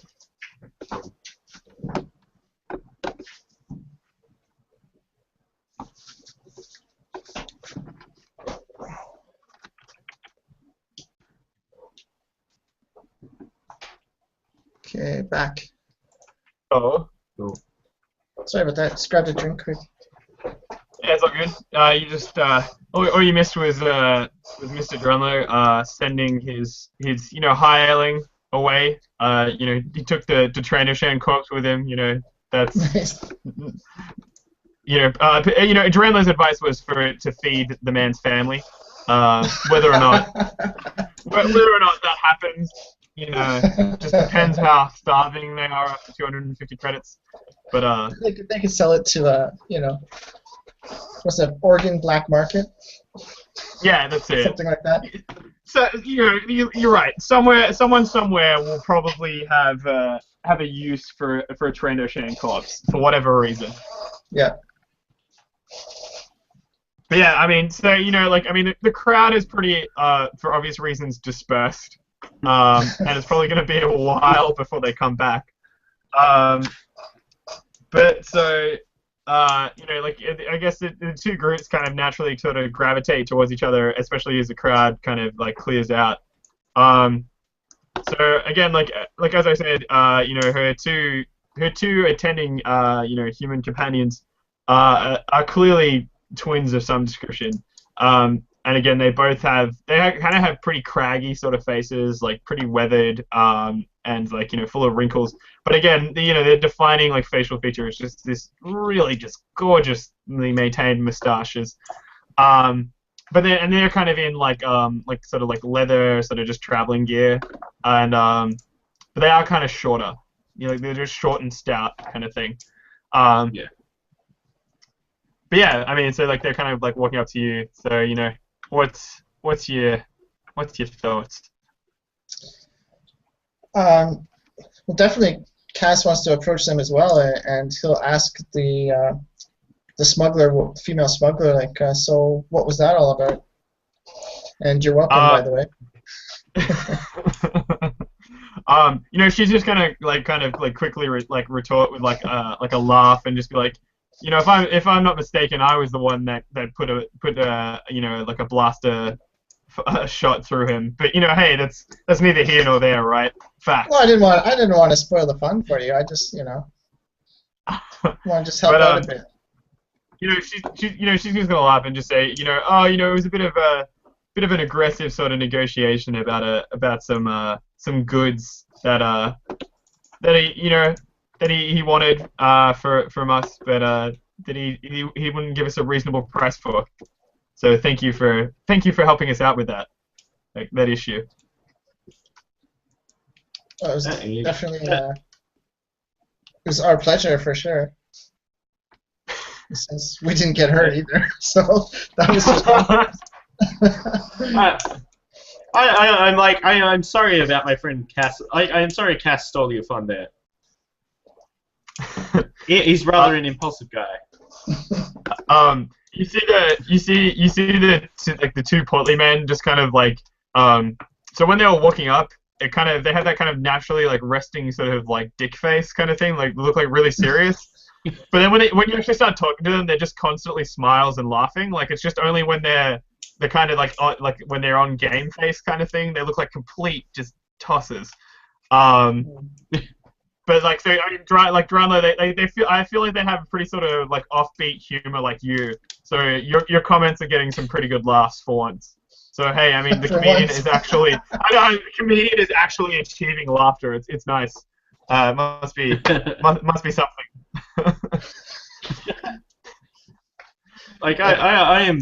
I look really chuffed right now. I think I've said enough this conversation. I'll just turn like a little bit confused to Dranlo. Like my friend is unusually speechless, and I don't think I've ever seen that before. You just hear the Twi'lek just go. I don't think I've ever seen a Bit at Hutt before either.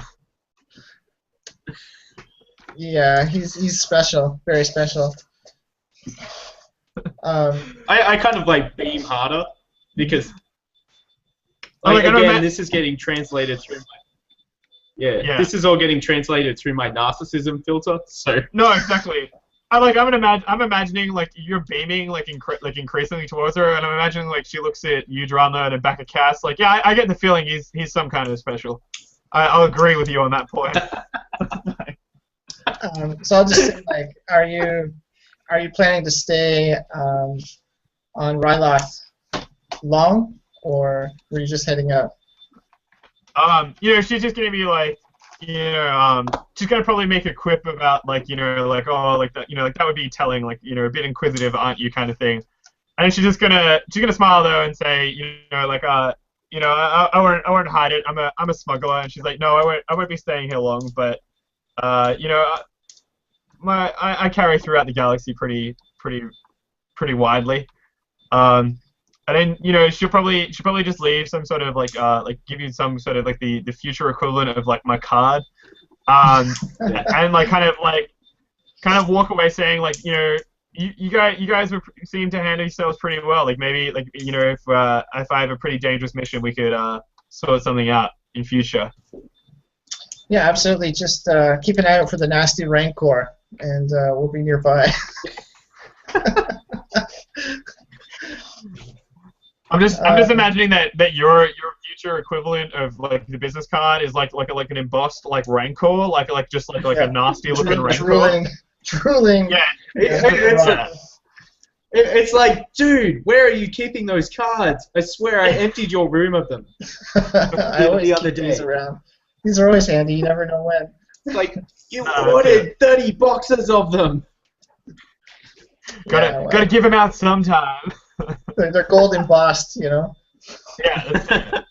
You want one? I'll give you one, and I'll hand one to Dranlo and say, oh, you can have one too. I'll just give him one card. Here you go. Yeah, I mean, I make a mental note to like change your name, like change your business title to like Ewok Wrangler or something. Yeah, from right now it says captain because I'm the only one that flies the ship.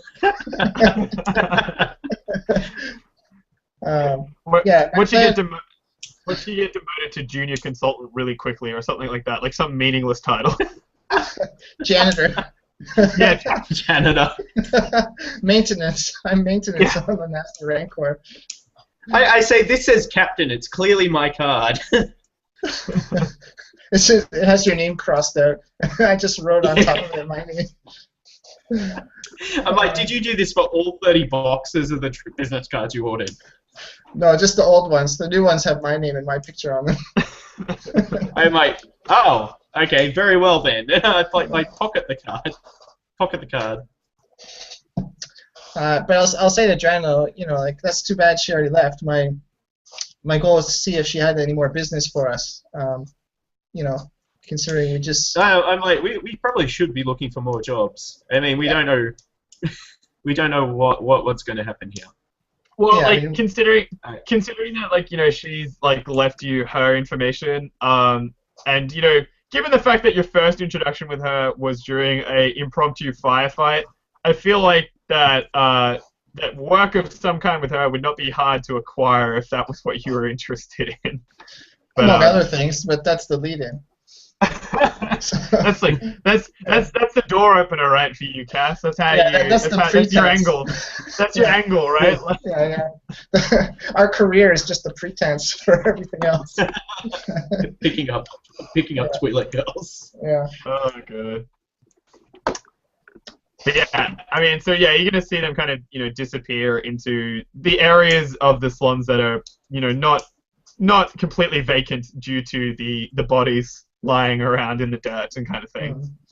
Yeah, so I'll turn to Dranlo and say, well, I'll pocket her, data card or whatever, and I'll say, I think we better get scarce as well, considering some more people are going to show up. I say yes. Let's get on to Godot. Yeah. So let's go back to the ship. Our original plan. All right. We'll call him from there. Cool. Now I'll pick Bit up from the slime and kind of just brush him off a bit.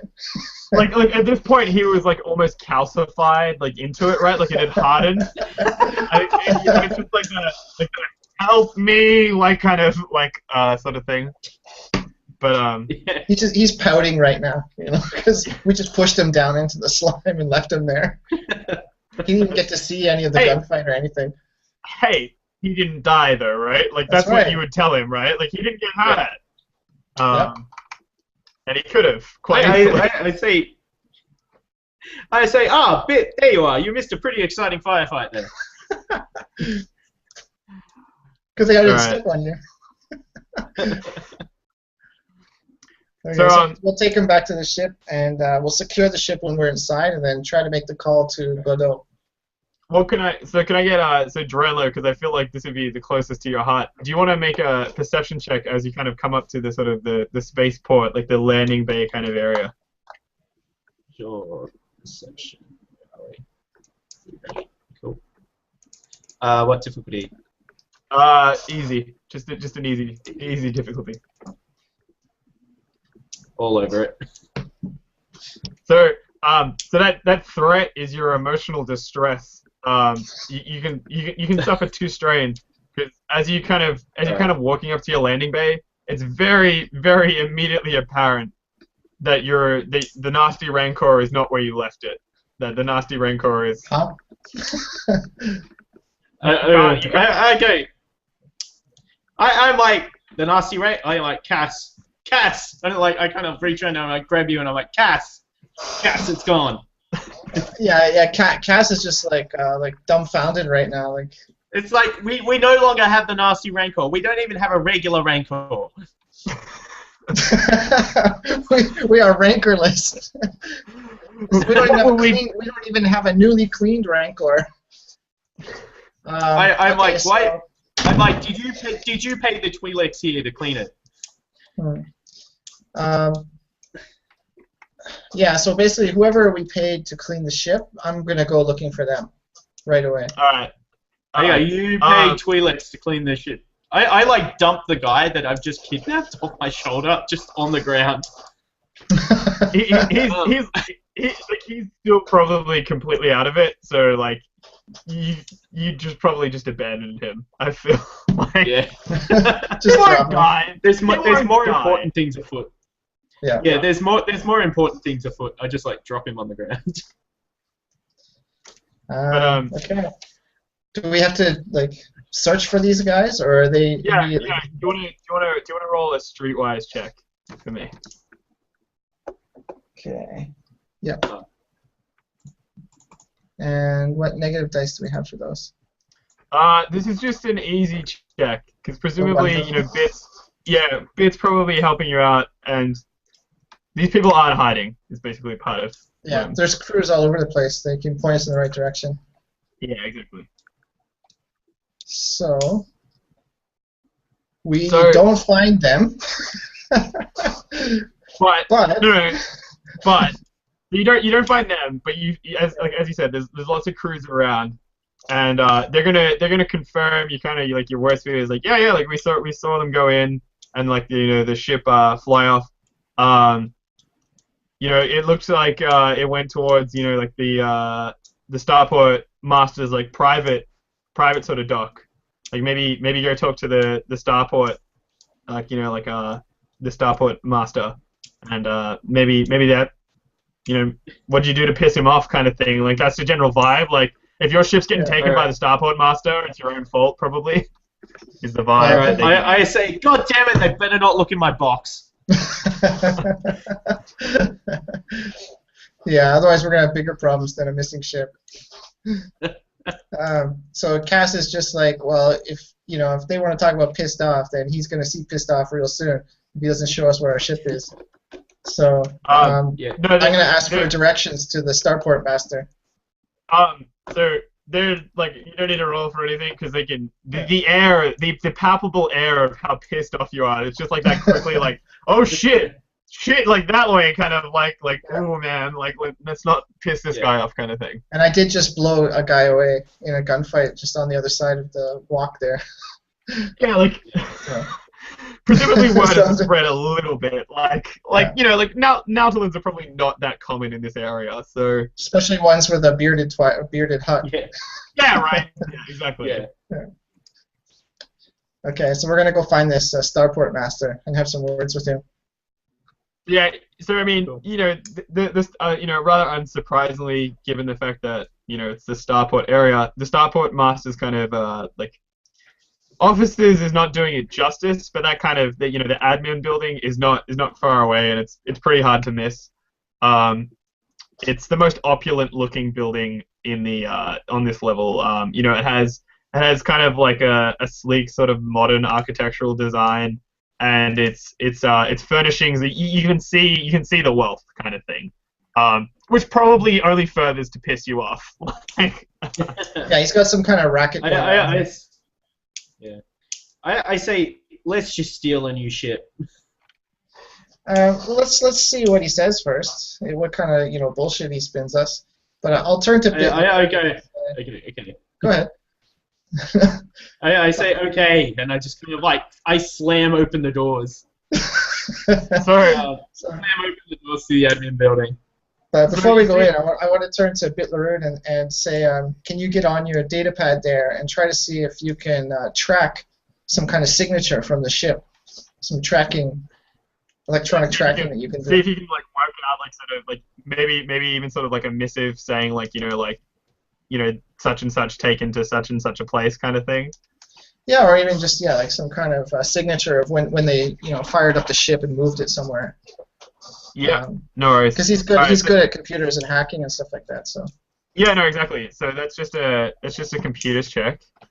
Now it's not going to have setback because one of his skills as a slicer is that he doesn't have setback for like bypassing security and shit. Because he's just generally good like that. So let's see how he goes. Oh, he does all right. So he knows the sort of general location, and he can confirm what the cleaning crew has told you, that it does appear to have been moved into the private sort of landing bay of the Starport Master himself. But it does, and then he doesn't think it's been moved since then. Okay. Can the threat be that I've been over his shoulder, like breathing really angrily at him? And there's some drool. There's some drool coming down. Yeah, I am like anger drooling all over him. Yeah. No, that's 100% reasonable. And when you threw open the doors, you broke one of them. Okay, so I was going to say, like when you burst into the offices, if we're all on the same page with that, with the gorgeous kind of artwork, as you kind of enter, it's kind of got that orange lighting. So you burst through the door, Dranlo, and that little gnome-like figure, you hit with the door and kind of like send sprawling a little bit, like in the like the dramatic nature of your entrance. Yeah.